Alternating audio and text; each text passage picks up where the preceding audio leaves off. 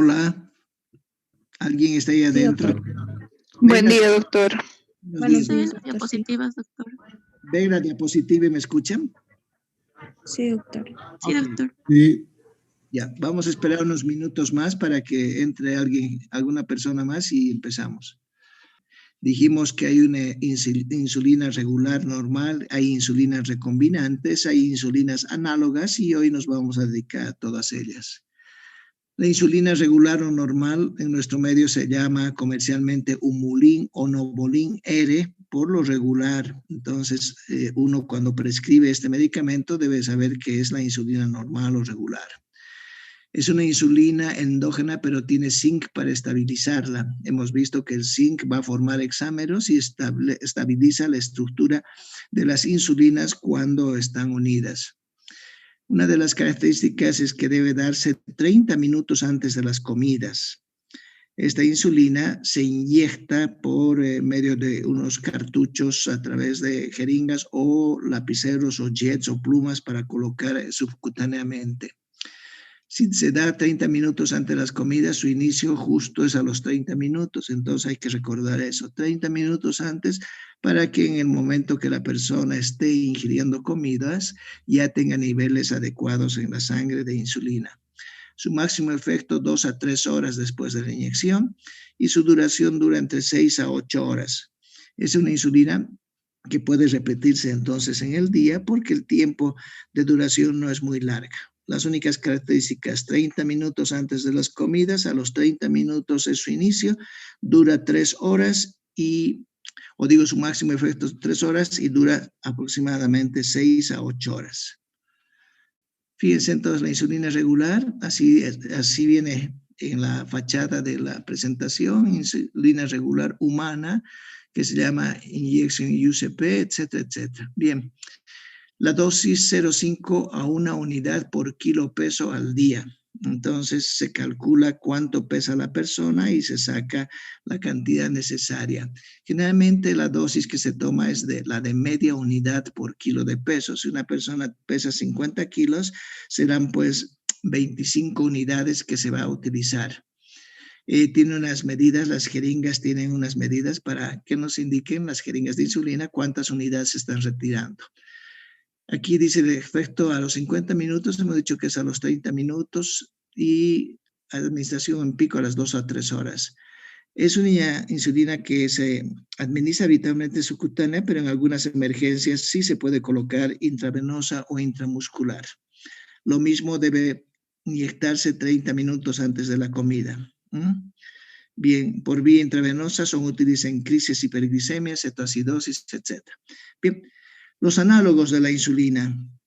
Habíamos dicho que se llamaban análogos de la insulina a las insulinas que han sido producidas en laboratorio y se han modificado los aminoácidos, sobre todo los aminoácidos de los extremos de la estructura polipeptídica de la insulina, habitualmente de la cadena B, los extremos de la cadena B, llegando al extremo carboxilo, son los que más se han modificado porque aparentemente es más fácil sacar ese aminoácido, cambiarlo, reemplazarlo por otro.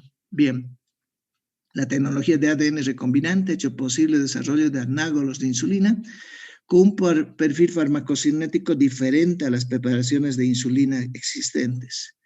Usualmente los análogos de insulina se clasifican de dos tipos, análogos de acción rápida y análogos de acción lenta. Los análogos de acción rápida son dos, fíjense ustedes acá, esto debería ser el encabezamiento, son las insulinas Lispro, son tres, las Lispro, las Aspart y la glulicina. Eso debería estar lo más arriba visible para que puedan entender.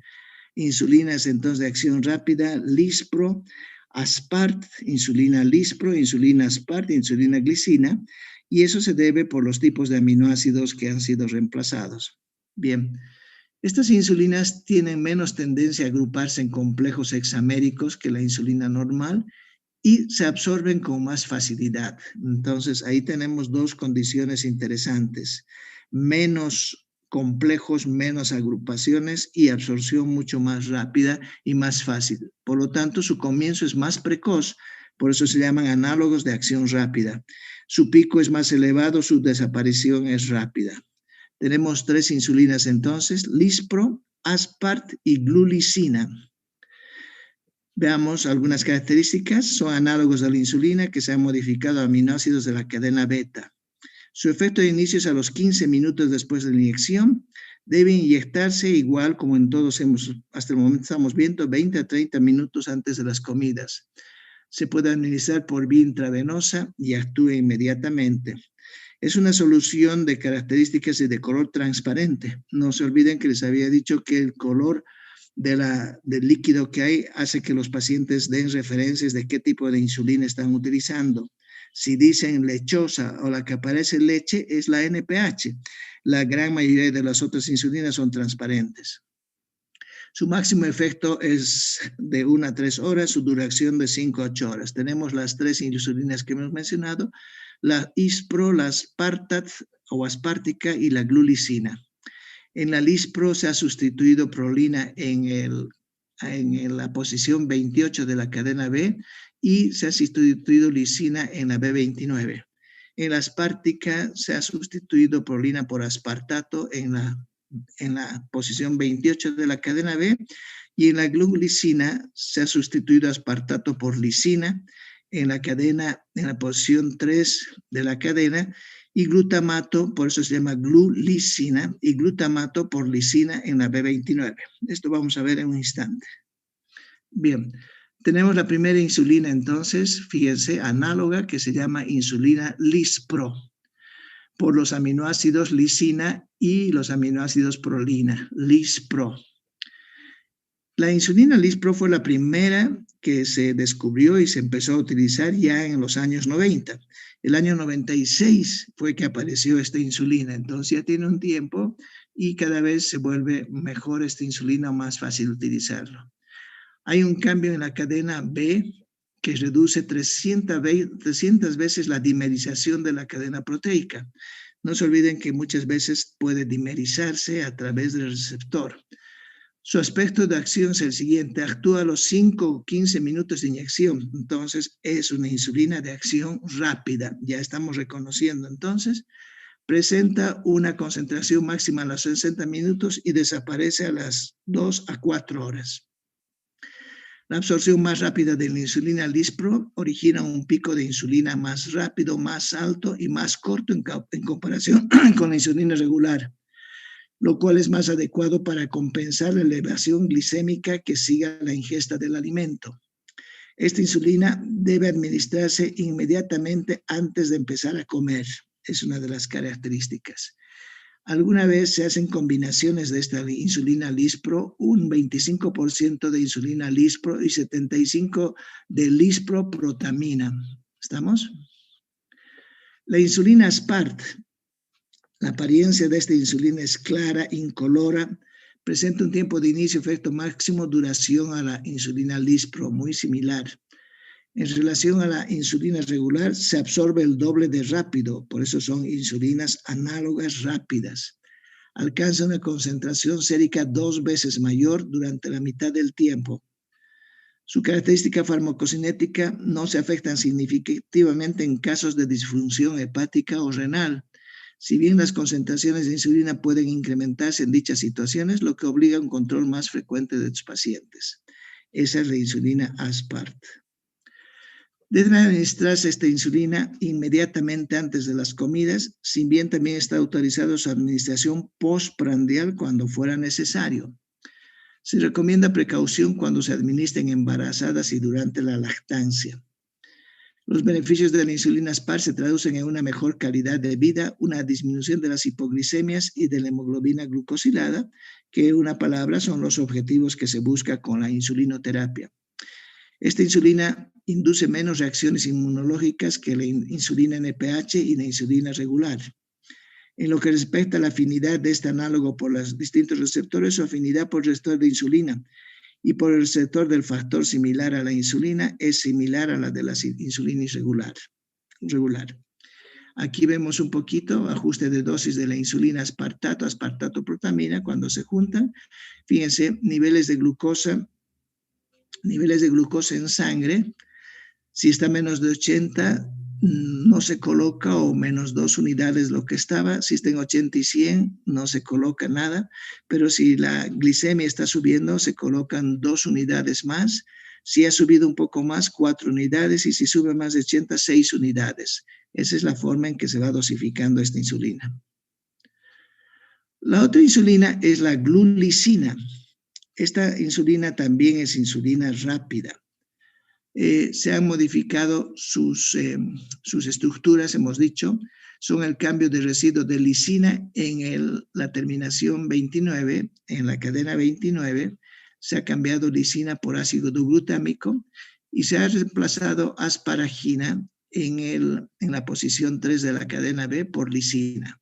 Entonces, esta insulina se llama glulicina, vuelvo a decir, porque hay cambios en los residuos de lisina y hay cambios en incorporación de glutamato en reemplazo de asparagina. ¿Estamos? Sus características farmacocinéticas son muy similares a las dos anteriores. Son escasos los estudios clínicos acerca de su eficacia, si bien en algunos de ellos se ha demostrado que con este análogo se logran valores de hemoglobina glucosilada más bajas que con la insulina regular humana. Actualmente se desconoce su efecto en embarazadas y niños, y se han descrito algunas reacciones alérgicas como eritema, dolor y edema. No obstante, es una buena insulina y es recomendada su uso. Glulicina, vuelvo a decir, insulina rápida, análoga, donde se han cambiado los residuos de lisina por ácido glutámico y la asparagina se ha cambiado por lisina. Los de acción lenta. Son 2 insulinas análogas de acción lenta. Las otras eran 3 insulinas de acción rápida. Aquí tenemos la insulina glargina o glargina y la detemir. Son 2 insulinas de acción lenta análogas. Las análogas de la acción lenta producen liberación de insulina más lenta, como su nombre lo dice, sin picos, por lo que disminuye la frecuencia de hipoglicemias nocturnas. Se enmarcan en esto la glargina y la detemir, insulina glargina y detemir. Son insulinas entonces de acción larga o prolongada, lleva a la sangre varias horas después de la inyección, mantiene bajo el nivel de glucosa durante periodos de 24 horas. Esa es una buena situación en aquellos pacientes que les cuesta colocarse una segunda insulina o tercera insulina. En la insulina glargina ha habido sustitución de 2 argininas en la cadena B, cerca del extremo terminal carboxilo, o en la posición 30, y asparagina por glicina en la posición 21 de la cadena A. A veces surgen preguntas que las tienen que resolver ustedes cuando se dice cuál ha sido la sustitución que se ha hecho en una insulina análoga en función a sus aminoácidos. Entonces hay que acordarse de alguna manera todas las sustituciones. Glargina, ya no está diciendo el nombre. Se han sustituido 2 argininas en el extremo terminal de la cadena B y se ha sustituido aspartato por glicina en la posición 21 de la cadena A. En este caso son las 2 cadenas las que han sido modificadas genéticamente a través del retiro y la introducción de un nuevo aminoácido. Y la insulina detemir. La insulina glargina, fíjense, los cambios de aminoácidos dan lugar a una insulina estable, es soluble en el pH ácido, pero se precipita en pH neutro del lugar de inyección. El precipitado se disocia lentamente, son insulinas de acción lenta, en hexámeros y posteriormente en dímeros y monómeros, dando lugar a una absorción sostenida y lenta que determina niveles casi planos. Son insulinas, vuelvo a decir, que se pueden utilizar fácilmente una vez al día, duran bastante tiempo y ya vienen en sus contenidos como lapiceras o jets que se llaman, ya no se necesita la inyección como tal, simplemente apoyar al sitio donde se va a inyectar y apretar el extremo. La insulina glargina se caracteriza por presentar una menor variabilidad de su absorción en el sitio de inyección comparado con las otras insulinas. Su acción se inicia aproximadamente 1 hora después de su administración y se alcanza una concentración máxima a las 4 o 5 horas. La duración de su efecto es de 24 horas, entonces ahí tenemos una buena insulina, por lo que puede administrarse una dosis única diaria a cualquier hora del día, considerándose una insulinemia basal asociada a análogos rápidos que se administrarán con las comidas si es que acaso sigue subiendo la glicemia.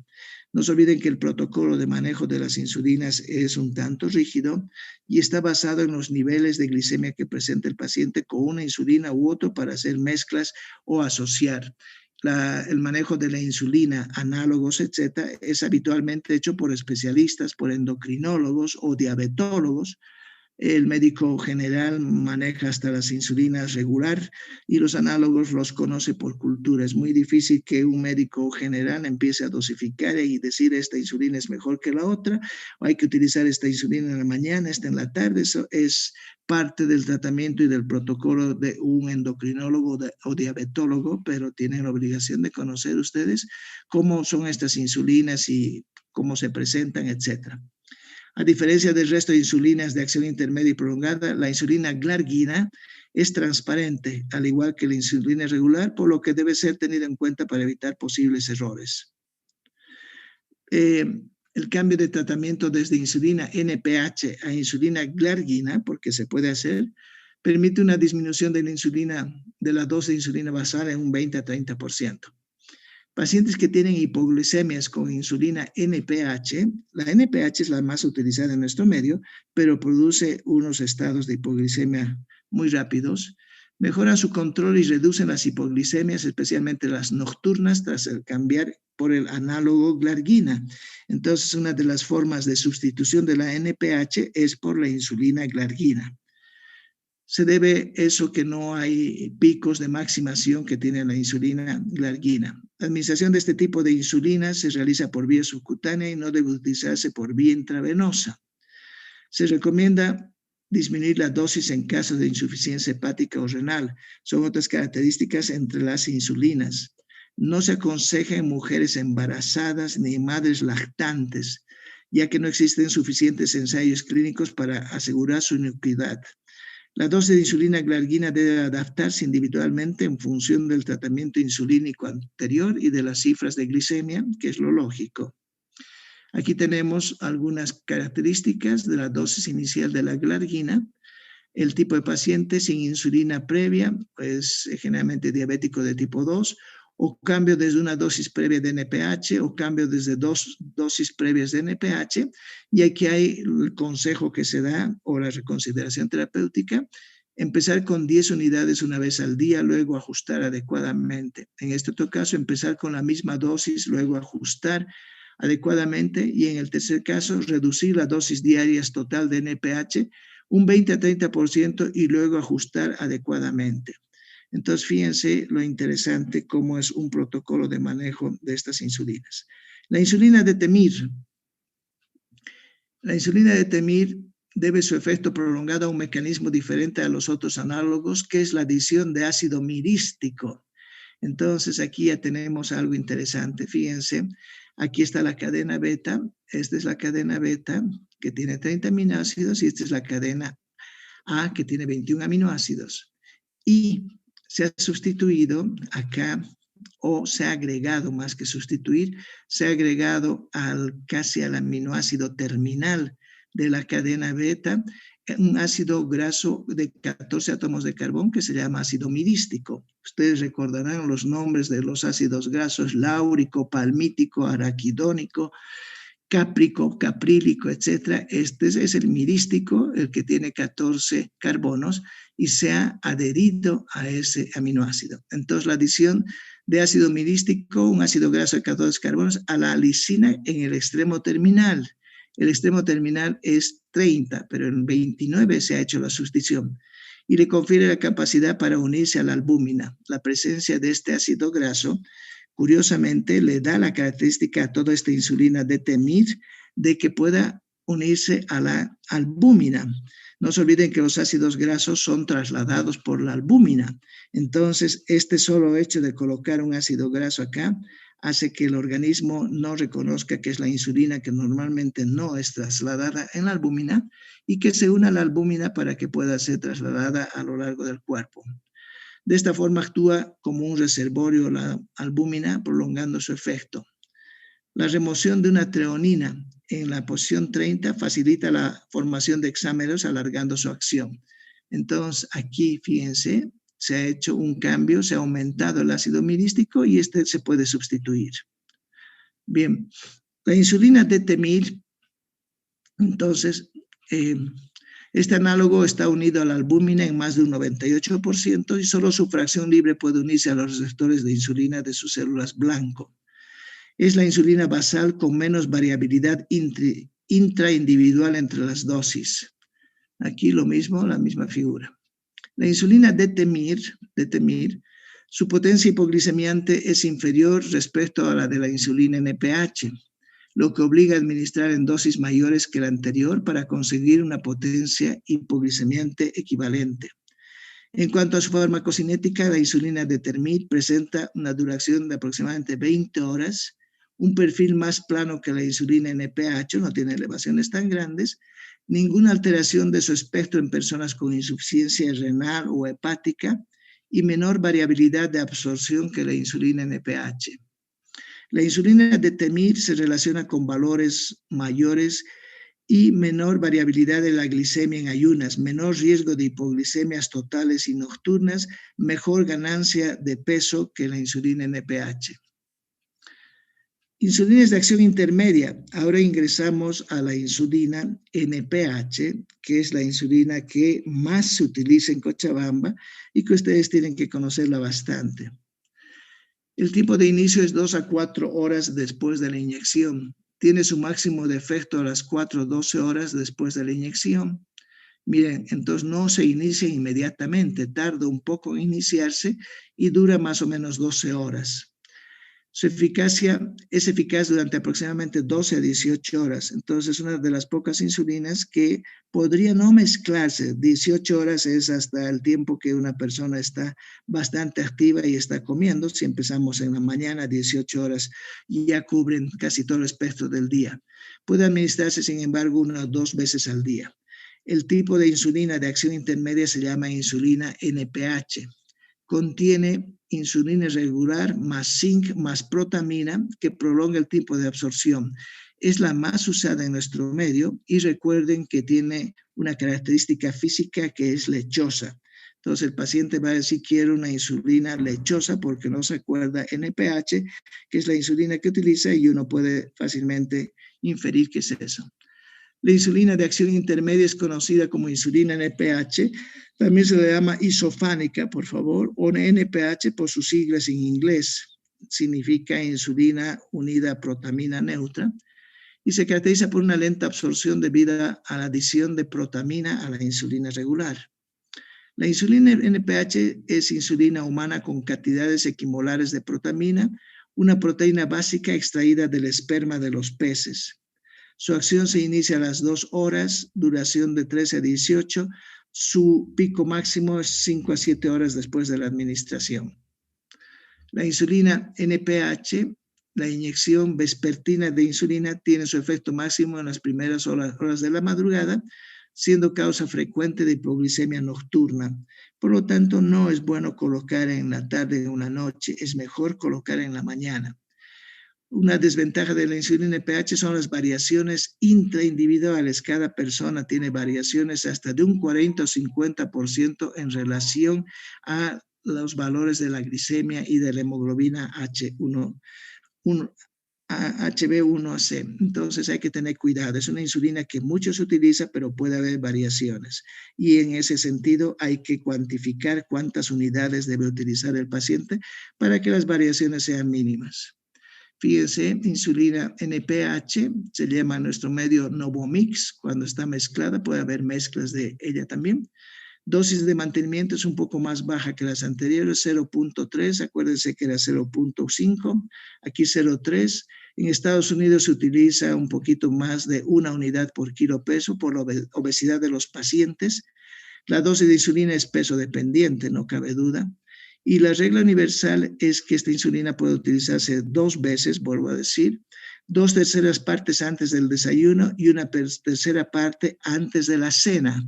No se olviden que puede haber hipoglicemias nocturnas, entonces la dosis de la cena tendrá que ser lo más bajo posible. Las 2/3 partes de lo que se ha calculado en 24 horas en el desayuno y una porción muy pequeñita en la cena.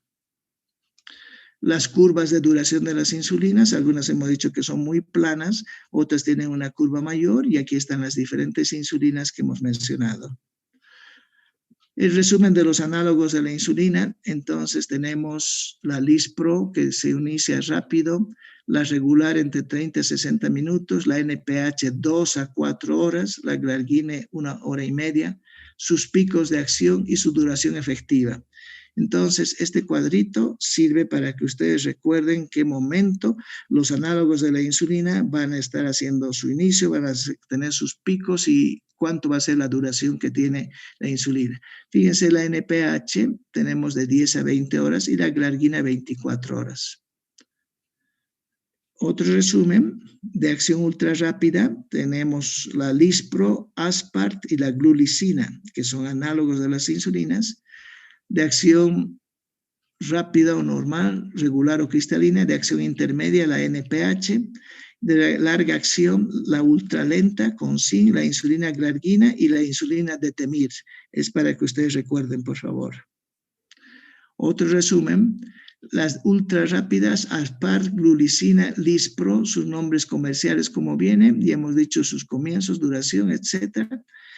La intermedia, la NPH, ahí están sus nombres comerciales, cuánto viene, y aquí el aspecto es lo que quiero recalcar, es turbia. Entonces, lo que más recuerdan los pacientes es la turbidez que tiene esa insulina. Las prolongadas de Detemir, Glargina, algunas otras son mezclas que también tienen características turbias, y en ese caso hay que decir al paciente que sepa cuál es la mezcla que se ha hecho o la mezcla que le ha indicado su médico para repetir habitualmente estas insulinas. Las insulinas mezcladas, vuelvo a decir, hay diferentes nombres comerciales de las mezclas de insulina.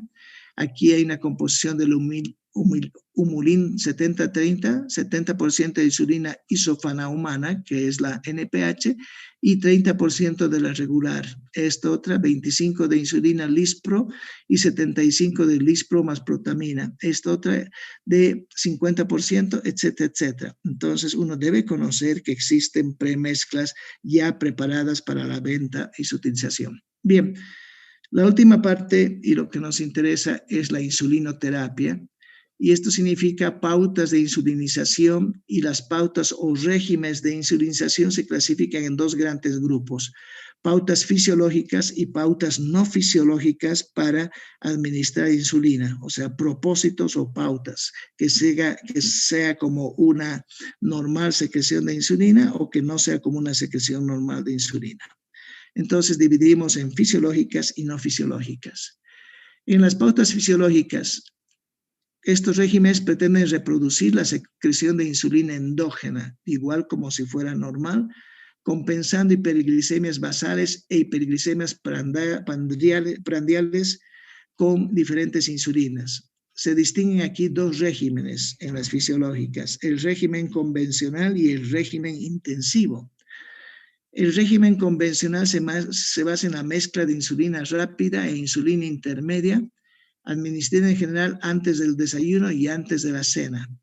Su ventaja radica en un menor número de pinchazos diarios, aunque tiene como contrapartida un estricto control de los horarios, de modo que un retraso en los horarios de las comidas puede generar hipoglicemias.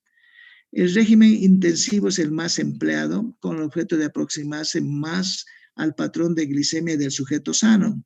Este régimen se basa en la administración de 1 a 2 dosis diarias de insulina de acción intermedia o prolongada, y bolos, se agregan bolos de insulina rápida en relación con las comidas. Obviamente este régimen requiere un mayor número de inyecciones, si bien la ventaja de permitir una mayor flexibilidad en los horarios de las comidas. Las pautas no fisiológicas en estos regímenes, la administración de insulina exógena no reproduce el perfil de secreción de insulina endógena. Se caracteriza por la administración de 1 o 2 dosis de insulina al día. Puede ser insulina de acción intermedia o prolongada.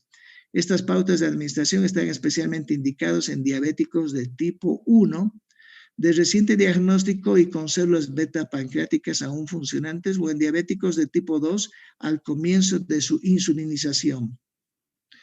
Los objetivos de la insulinoterapia, ¿cuáles son?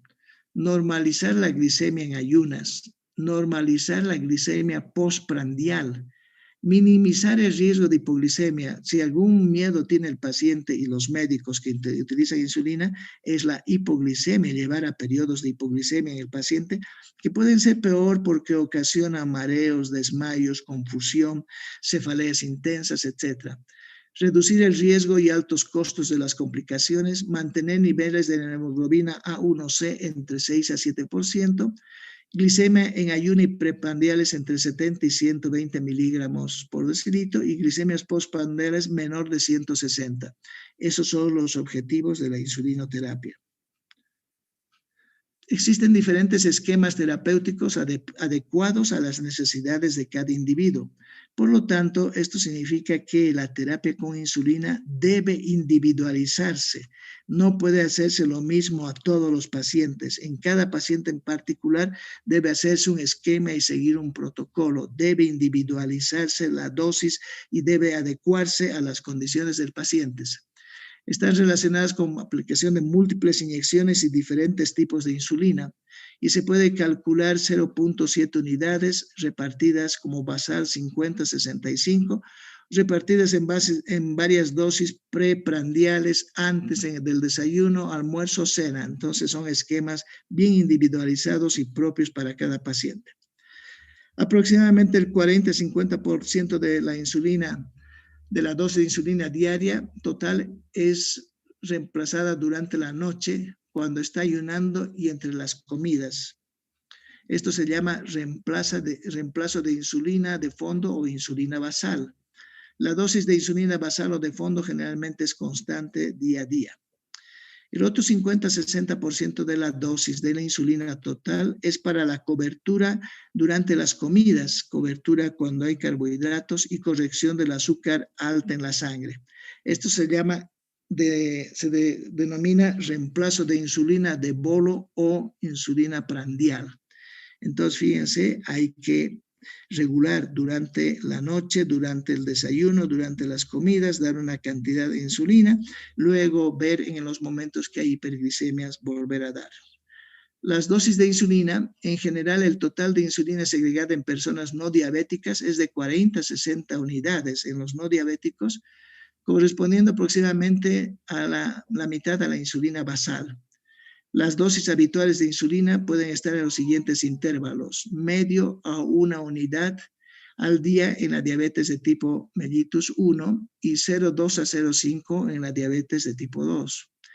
Antes de la pubertad, las necesidades pueden ser ligeramente inferiores, mientras que durante la pubertad puede aumentar las necesidades de insulina. Como orientación para 2 pinchazos diarios de mezclas de insulina, 50% de la dosis total antes del desayuno y 50% antes de la cena, o 2/3 partes en el desayuno y 1/3 parte antes de la cena. Si ustedes me dicen cuál es mi preferencia y qué es lo que recomendaría yo, es esta parte. 2/3 partes en el desayuno o antes del desayuno y 1/3 parte antes de la cena. Es lo mejor que se puede hacer. Así no hay complicaciones y el paciente sabe que si en la mañana se va a poner 30 unidades de insulina y en la noche le va a corresponder a 10. Entonces es muy fácil para que el paciente se acuerde.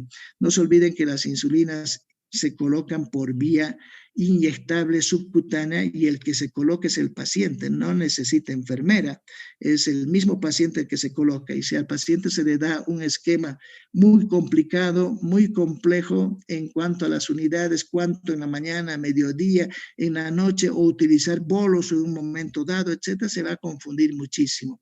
Es mejor decir en 24 horas usted va a utilizar esta cantidad de insulina, llámese 30 unidades, hasta aquí llega la jeringuita con 30 unidades y en la noche va a poner solamente 10 y la jeringuita llega hasta acá. Entonces el paciente entiende, no hay complicaciones, no hay riesgos de hipoglicemias y puede uno estar más tranquilo. En pautas optimizadas, 50% como insulina basal y 50% como insulina rápida. Bien, una manera sencilla de agregar y ajustar la insulina basal Hemos dicho iniciar con inyección única de insulina basal, dosis diarias, 10 unidades, revisar cómo está la glicemia en el ayuno, incrementar dosis 2 unidades hasta que la glicemia sea normal, continuar el régimen, revisar hemoglobina A1C cada 3 meses. Entonces, las pautas para una insulinoterapia adecuada es la dosis de inicio, los ajustes que se deben hacer y la vigilancia que debe tener el paciente en función a su insulina y a su dosificación. Hay inconvenientes y hay barreras en la insulinoterapia, no cabe duda. Una de ellas es el rechazo a múltiples inyecciones. Los pacientes no desean colocarse varias veces al día inyecciones. Entonces puede optar por el uso de lapiceros que transportan la insulina en cartuchos de fácil aplicación y que permite aplicar una dosis más exacta y menos inconvenientes que la aplicación inyectable. Esos lapiceros tienen una punta muy pequeñita de insulina que cuando apretan el extremo y colocan justo al borde del tejido subcutáneo o apoyado a la piel del abdomen, inmediatamente entra la dosis exacta. El temor a la hipoglicemia. Entonces, lo primero es rechazo a múltiples inyecciones. El temor a la hipoglicemia. Hay que mejorar el conocimiento de la farmacocinética de las insulinas utilizadas para que algunas de acción rápida o ultra rápida estén inmersas en eso y evitar las hipoglicemias. Evitar glicemias inferiores a 70 miligramos. Plantear objetivos de hemoglobina A1C menor a 7%. Adaptar la terapia intensificada al estilo de vida del paciente. Comenzar gradualmente las instrucciones de la terapia insulínica intensiva. Temor al aumento de peso es otra situación que tienen los pacientes. Por el mismo efecto de la insulina se propondría una mejor distribución del horario y suspender los suplementos de alimentos para evitar el exceso de peso. Las insulinoterapias en el embarazo, fíjense, hay algunas consideraciones importantes. Hay que medir la glicemia en ayunas y calcular la dosis a 0.2 en el momento de acostarse. Hay que medir la glicemia en el desayuno y colocar 2 a 4 unidades de insulina rápida. Hay que medir la glicemia posterior a la comida y aumentar 3 a 5 unidades de insulina rápida en cada tiempo de alimentación. Entonces, el manejo de la insulina y el embarazo es tanto complicado porque varias veces al día la paciente embarazada debe colocarse insulina. La mayor parte de las veces es la insulina rápida. Exceso de tratamiento con insulina, no cabe duda que lo más peligroso es la hipoglicemia. Puede haber reacciones locales en el sitio de inyección, en el tejido adiposo. Otra complicación que a las pacientes, sobre todo mujeres, molesta mucho es el aumento de peso. Puede haber alteraciones en la vista, retinopatías diabéticas pueden empeorar. Su causa absolutamente no es conocida porque si se están bajando los niveles de glicemia y se está evitando los trastornos microvasculares, jamás debería empeorarse, pero sí se ha visto que en pacientes empeora la retinopatía diabética. Puede haber un edema insulínico, el paciente está hinchado todo el día y puede haber una presbicia o una ceguera insulínica. Las complicaciones crónicas, hay glicación no enzimática, enfermedad de pequeños vasos, engrosamiento difuso de la membrana basal, retinopatía que habíamos dicho, glaucoma, neuropatía, nefropatía, proteinuria progresiva. Los inhibidores de la ECA son renoprotectores, arteriosclerosis, que da hipertensión, ambos conducen a insuficiencia renal crónica. La aterosclerosis de grandes vasos, la enfermedad arterial coronaria, enfermedad obstructiva, pérdida de extremidad por gangrena, etcétera, son complicaciones crónicas de una glicemia. El daño osmótico con acumulación de sorbitol en órganos con aldosa reductasa y o ausencia de sorbitol deshidrogenasa lleva a neuropatía y degeneración autosómica y a cataratas. Los sistemas de administración de insulina, vuelvo así, la insulina puede administrarse de diferentes formas, a través de viales, plumas, jets, bombas de infusión continua, etc. Es la jeringa clásica de insulina, este es lápiz de insulina, este es el inyector jet y estas son las bombas de insulina, que es la manera en que el paciente puede administrar su insulina. Las bombas de infusión es lo que más ha revolucionado estos tiempos. Las indicaciones son las siguientes: mujeres cuya glicemia no se controla con insulina inyectada por vía subcutánea y están embarazadas. A estas personas entonces les coloca esta bomba de infusión, que si se fijan es muy chiquitita, y el catéter va por vía subcutánea y se hace un reservorio ahí adentro. Y aquí viene la insulina que se carga para la cantidad necesaria. Está indicada entonces en diabéticos no controlables con tratamiento habitual subcutáneo o que producen importantes hiperglicemias en ayunas o nocturnas. Está indicado en pacientes dependientes de insulina con múltiples ingresos hospitalarios por descompensaciones. Las descompensaciones, vuelvo a decir, son hipoglicémicas la mayor parte de las veces, otras son hiperglicemias porque se olvidó su dosis, etc. Pacientes dependientes de insulina con necesidades específicas por su desarrollo profesional. Otra insulina es la insulina inhalada, y este es el futuro de la insulinoterapia. Fíjense, no se necesitan bombas, no se necesitan pinchazos, lo único que el paciente tiene que colocarse un aparatito en la boca y apretar. Es como las bombas de salbutamol para el asma, etc. Son inhaladores en aerosol. En la actualidad, algunos investigadores están desarrollando insulinas que se administren por vías más agradables que la inyección subcutánea, no cabe duda. La insulina oral no se puede dar porque está limitada por la acidez del estómago. No hay insulina por vía oral. Las enzimas digestivas del intestino deshacen a la estructura polipeptídica de la insulina. La insulina nasal presenta varios problemas, entre ellos la variable absorción y la irritación de las mucosas. Tampoco es una buena vía para colocar insulina. Entonces, la que aparece más prometedora es la insulina inhalada. Es la más prometedora desde el punto de vista clínico y su uso se está propendiendo actualmente. La insulina inhalada se trata de un análogo de la insulina humana de acción rápida. Ahí se está utilizando ya los términos que conocen ustedes, que se presenta como polvo para su administración en forma de aerosol con una cámara de inhalación. Genera pequeñas partículas que liberan la insulina en los alvéolos pulmonares a través de los cuales se absorbe. En definitiva, utiliza un sistema de liberación parecido a los que se utilizan para el asma. Solamente hay que hacer un puff. Puff es un apretado, un puff que se llama, o dos según la necesidad que tenga el paciente. Se presenta en dosis de 1 a 3 miligramos y se necesitan dosis mayores a las utilizadas por vía subcutánea para lograr el mismo efecto. Pero fíjense la disponibilidad y la facilidad de colocarle esta insulina. Su farmacocinética es similar a la de los análogos Aspart o Lispro. Proporciona niveles de eficacia similares cuando se utiliza conjuntamente con insulinas de acción prolongada. Su empleo no conlleva la supresión del tratamiento parenteral, lamentablemente, porque muchas veces hay que seguir con él, ya que esta vía sigue siendo necesaria para la administración de insulinas basales. Por otra parte, parece importante señalar que la biodisponibilidad de la insulina inhalada es tan solo 8 a 13% con respecto a la insulina administrada por vía subcutánea. Lamentablemente sigue siendo la subcutánea la mejor, pero se están haciendo reemplazos y los adelantos médicos van por ese lado para evitar al paciente tantos pinchazos.